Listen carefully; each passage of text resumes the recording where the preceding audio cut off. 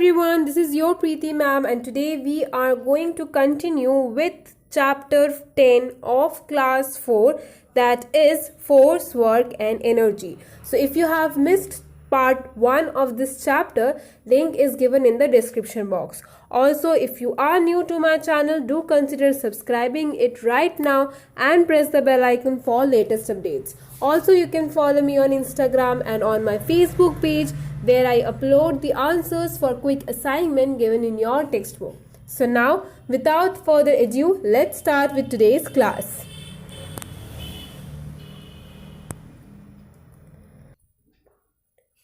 In our last video, we have learnt about few simple machines. हमने कुछ simple machines के बारे में इसके पहले वाले वीडियो में, that is in part 1, we have read about it.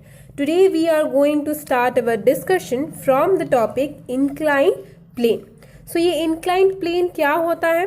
An inclined plane is a simple machine in a form of a slope used to move heavy objects to a higher or lower place. मतलब वो just एक slope की तरह होगा जिसकी मदद से किसी भी हेवी ऑब्जेक्ट को हम हायर पोजीशन पे या फिर लोअर पोजीशन पे प्लेस कर सकते हैं. So on an incline plane objects can easily be roll down और up onto the ground. A wooden plank used to load heavy objects onto the truck is an inclined plane. तो हमने कभी कभार देखा होगा कि एक वुडन प्लैंक यूज़ किया जाता है उसको टेढ़ा रख के ट्रक से कोई भी भारी चीज़ उठाने में या उसको उतारने में. सो कोई भी ऑब्जेक्ट जो कि बहुत हैवी है उसको हम आराम से रोल अप या रोल डाउन कर सकते हैं ग्राउंड की तरफ with this simple machine called inclined plane. Clear? Next है pulley. So it uses a grooved wheel and a rope to raise lower और मूव अ वेट. तो पुली में क्या होता है, यहाँ पे दिया गया है पुली का एग्जाम्पल. तो इसमें क्या होता है, इसमें एक ग्रूव्ड व्हील होता है और एक रस्सी होती है जिसकी मदद से हम किसी भी चीज़ को ऊपर की तरफ खींच सकते हैं, नीचे की तरफ खींच सकते हैं या फिर किसी भी वेट को हम उसकी पोजीशन से मूव करवा सकते हैं. So the rope used to draw water from the well has pulley.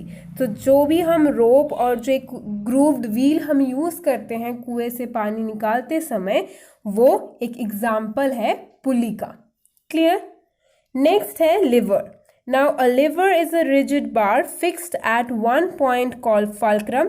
So अगर ये है lever का एग्जाम्पल तो इसका जो फिक्स्ड पॉइंट है, ये मिडिल पॉइंट, इसको हम कहेंगे fulcrum. ठीक है? It is used to lift weights or cut articles.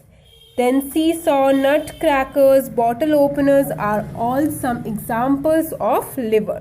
तो इसका एक फिक्स्ड पॉइंट होता है जिसको कहा जाता है फल्क्रम और इसकी मदद से कोई भी हैवी ऑब्जेक्ट, जो कि आप यहाँ पे देख सकते हैं, ये जो एक हैवी सा स्टोन है, इसको लिफ्ट हम कर रहे हैं एक सिंपल मशीन से, और वो सिंपल मशीन और कुछ नहीं, this part that is a rod or a wooden plank that has a fixed point which is called fulcrum and is used to lift this heavy load or an object.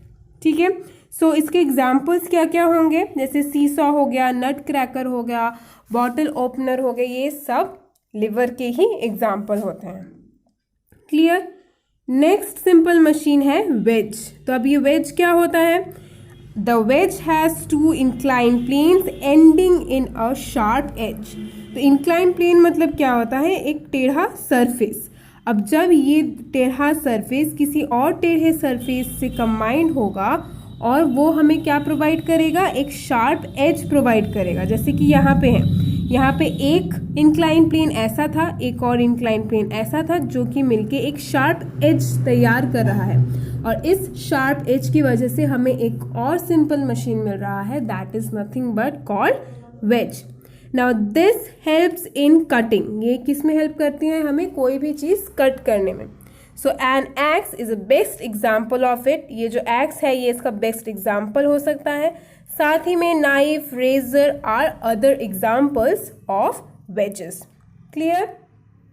Another simple machine is screw. So the screw is an inclined plane wound around a rod.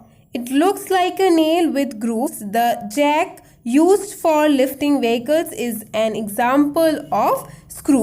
तो जो screw होता है that is nothing but an inclined plane wounded around a rod. एक rod के around inclined planes जो है वो wounded होते हैं, ठीक है। तो ये दिखने में nails की तरह होते हैं, but इस nail में, इस कील में क्या होते हैं, ग्रूव्स होते हैं, ठीक है। सो जो जैक यूज़ किया जाता है कार या फिर किसी व्हीकल को लिफ्ट करने के लिए, वो एक एग्जाम्पल होता है स्क्रू का।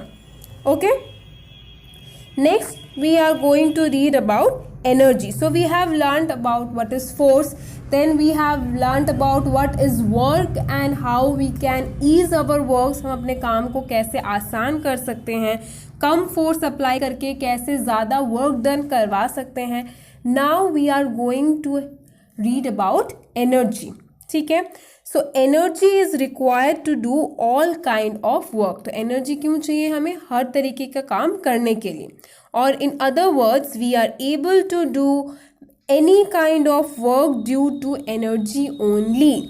तो हम किसी भी तरीके का काम कर सकते हैं बिकॉज हमारे पास एनर्जी होती है. सो एनर्जी की वजह से हम सभी काम कर सकते हैं, या फिर अगर दूसरे शब्दों में कहें तो वी कैन ऑल्सो से कि हम कोई भी काम कर सकते हैं क्योंकि हमारे पास एनर्जी है. So this ability to do work, तो ये जो एबिलिटी है जिसकी वजह से हम कोई भी काम करने में केपेबल है, उस एबिलिटी को कहा जाता है हैविंग एनर्जी, ठीक है. So that ability to do work is called energy. Now energy due of an object due to its motion. किसी मोशन की वजह से जब उस ऑब्जेक्ट में एक एनर्जी होती है तो उस एनर्जी को कहा जाता है kinetic energy.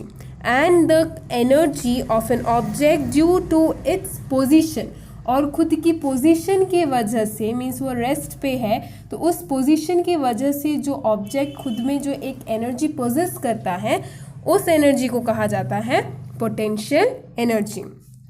Now there are other forms of energy. Those are electrical, heat, light, solar, sound, magnetic, chemical, nuclear and atomic energy. Now energy can be changed from one form to another. Energy को हम एक form से दूसरे form में भी change कर सकते हैं.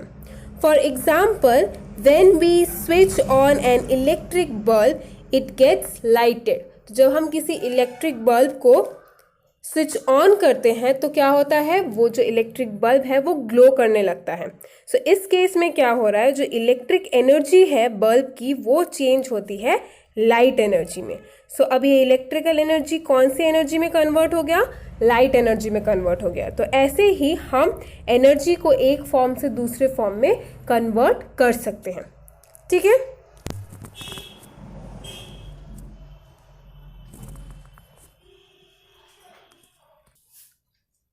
So we have talked about forms of energy, right? So now let us talk about sources of energy. ये जो energy है वो source क्या है, उसका source क्या है? So energy can be obtained from different sources. Energy हमें different sources से मिल सकती है. Now there are various sources of energy. The main source of energy on the earth is the sun. तो डिफरेंट सोर्स से हमें energy मिल सकता है, लेकिन अर्थ पे जो मेन सोर्स है एनर्जी का that is sun. So the energy that we get from the sun is called solar energy. और जो एनर्जी हमें सन से मिलती है उसे हम क्या कहते हैं, उसे हम कहते हैं solar energy.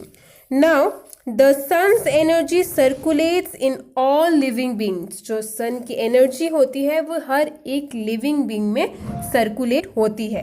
So this energy can also be use to generate electricity. और इस एनर्जी को यूज कर सकते हैं इलेक्ट्रिसिटी को जनरेट करने के लिए, ठीक है. Another source of energy is wind. Wind is another source of energy. Wind is caused due to the movement of air. So wind जो है, हवा जो है बहुत तेज जब बहती है, air moving very in fast rate, that is known as wind. तो ये जो विंड है वो भी as a form of energy हम यूज कर सकते हैं. सो विंड किस वजह से होती है, because of movement of air, ठीक है. Now any moving body possess some energy, कोई भी मूविंग बॉडी हो उसमें कोई ना कोई एनर्जी होती है, ठीक है। So it is called kinetic energy, जो हमने पहले पढ़ा था कि किसी भी ऑब्जेक्ट में जब उसकी मोशन की वजह से उसमें जो एनर्जी पोजेस होगी that is called kinetic energy. तो ये जो काइनेटिक एनर्जी है विंड की, means movement of air, so air यहाँ पे मूव कर रहा है, तो एयर जो है वो एक मैटर है, वो एक चीज़ है, उस चीज़ में मूविंग की वजह से, मूवमेंट की वजह से जो उसकी एनर्जी होगी because of its motion, that is the kinetic energy. Now this kinetic energy of wind is used to turn windmills that help to produce electricity, और इस एनर्जी को यूज़ किया जाता है विंड मिल में, जिसकी वजह से इलेक्ट्रिसिटी को प्रोड्यूस करने में हमें हेल्प मिलती है। Now sail boats also make use of this wind energy, जो सेल बोट्स हैं वो भी इसी विंड एनर्जी का यूज़ करते हैं, ठीक है। Next is water is an important source of energy, पानी भी जो है वो बहुत ही इम्पॉर्टेंट सोर्स है एनर्जी का। कैसे? Because moving water possess a lot of energy.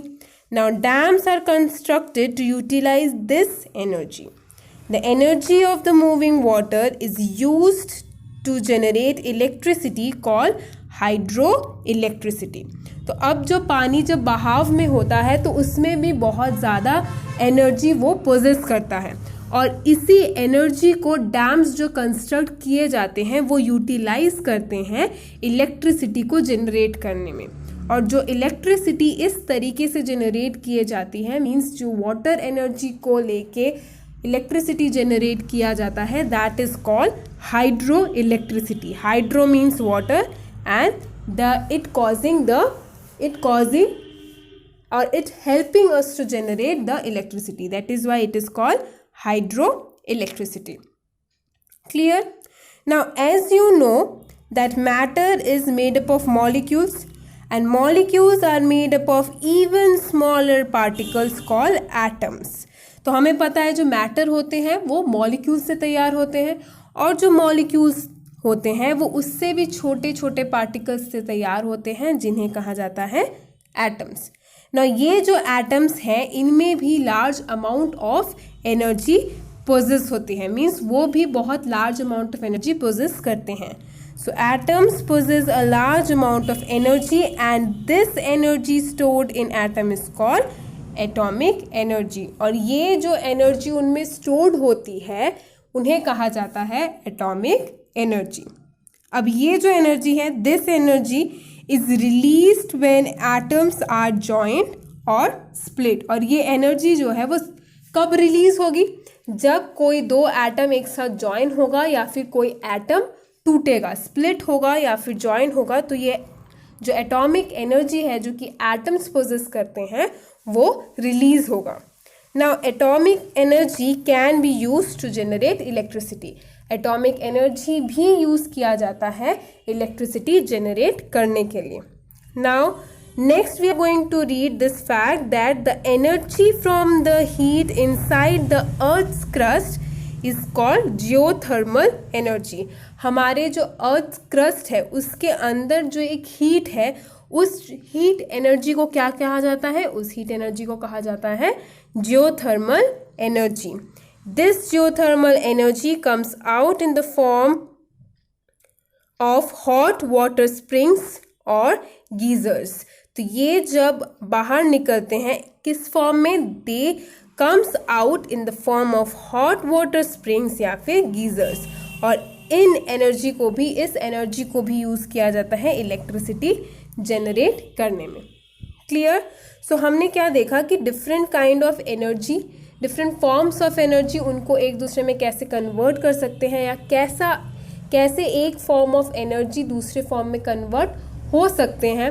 Next we read about different sources of energy, और उस एनर्जी से हम कैसे इलेक्ट्रिसिटी प्रोड्यूस कर सकते हैं या जनरेट कर सकते हैं। Clear? So students, that's all for today's video. Also, this marks the ending of explanation of this chapter.